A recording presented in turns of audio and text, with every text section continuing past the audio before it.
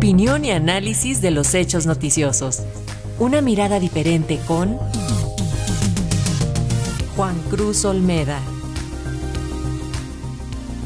El doctor Juan Cruz Olmeda, profesor e investigador en el Centro de Estudios Internacionales del Colegio de México y director de la revista Foro Internacional, analiza la segunda vuelta de las elecciones presidenciales en Brasil. El día de hoy tiene lugar en Brasil la segunda vuelta de las elecciones presidenciales, que definirá quién despachará en el Palacio del Planalto durante los próximos 4 años. En esta instancia se enfrentan de manera directa Luiz Inácio Lula da Silva, quien pretende volver a la presidencia luego de 12 años fuera del poder, y Jair Bolsonaro, quien va por su reelección.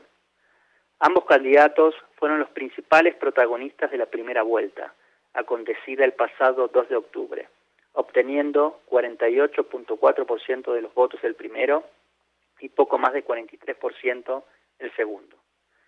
Varias encuestas previas a dicha instancia habían anticipado una amplia victoria de Lula e incluso pronosticado que podría obtener más del 50% de los votos, el piso que la ley fija que se debe alcanzar para ser declarado presidente en primera vuelta. Lo anterior no solo no se materializó, sino que el amplio apoyo recibido por Bolsonaro lo colocó en mejores condiciones de afrontar esta segunda instancia. Dicho resultado anticipa que el bolsonarismo es un fenómeno que llegó para quedarse a la política brasilera y será un actor protagónico aun si el actual presidente no logra reelegirse.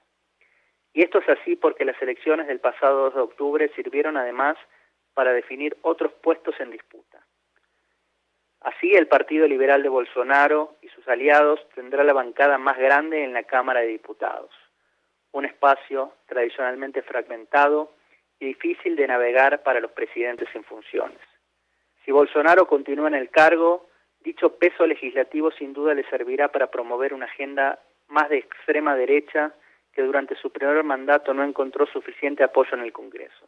Por otra parte, 7 de los candidatos a gobernador apoyados por el presidente lograron una victoria en sus estados, y 2 personajes que les son muy cercanos y fueron funcionarios destacados de su gobierno, como Onyx Lorenzoni y Tarcísio Gomes de Freitas, competirán con muchas chances de ganar en la segunda vuelta para definir las gobernaturas de los estratégicos estados de Río Grande do Sul y Sao Paulo. Lo anterior deja en evidencia además que si Lula resulta electo, deberá convivir con un escenario político sumamente complejo, que lo forzará a usar aún más sus dotes pragmáticas para gobernar el país, en un clima de profunda polarización. La campaña de cara a la segunda vuelta profundizó algunas de las tendencias que ya se habían observado en la primera, en un clima de conflicto en el que se involucraron incluso los propios candidatos. Los debates organizados en estas semanas se caracterizaron por las descalificaciones y los insultos antes que por las propuestas. Lula continuó planteando que un segundo término de Bolsonaro pondría en jaque a la democracia brasilera, mientras que el actual presidente no dudó en recordar las acusaciones de corrupción hacia numerosos líderes petistas y al propio Lula, y propuso que un regreso al poder del líder de izquierda generaría una turbulencia económica que llevaría al país a enfrentar situaciones de crisis como la que experimenta desde hace tiempo la vecina Argentina. La disputa también ha tenido, sin embargo, otros condimentos.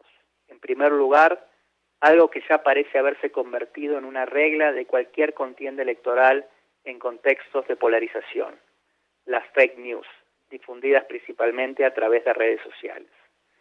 En este caso, de manera interesante, muchas de estas han buscado impactar en un sector particular de la sociedad que, de acuerdo con algunos analistas, podría ser central para definir la elección: el de los evangélicos.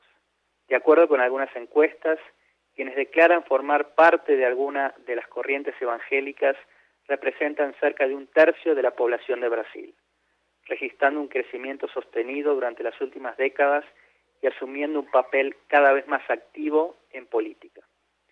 Este grupo resultó clave para la victoria de Bolsonaro en 2018, pero en el pasado tuvo lazos aceitados con el gobierno de Lula. Por lo anterior, rumores esparcidos desde ambos bandos intentaron minar el apoyo al candidato adversario. Así, el expresidente fue acusado de buscar promover el cierre de iglesias en caso de volver al poder e incluso de tener, literalmente, un pacto con el diablo. Bolsonaro, por su parte, debió enfrentar la imputación de tolerar la prostitución infantil.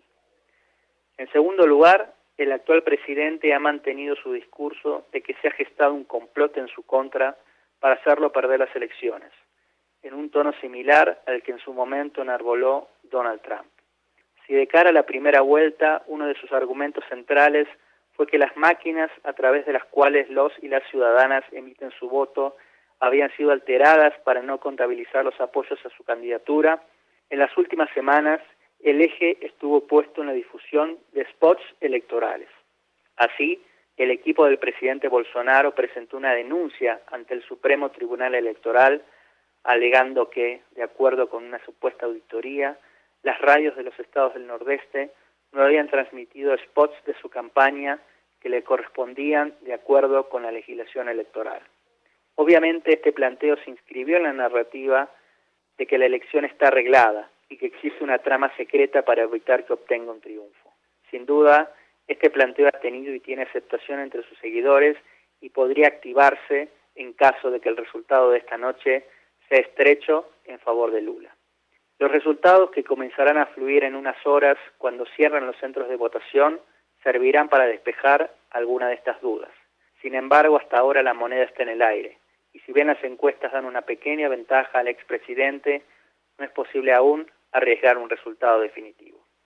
Para Radio Educación, Juan Cruz Olmeda, profesor investigador del Centro de Estudios Internacionales del Colegio de México.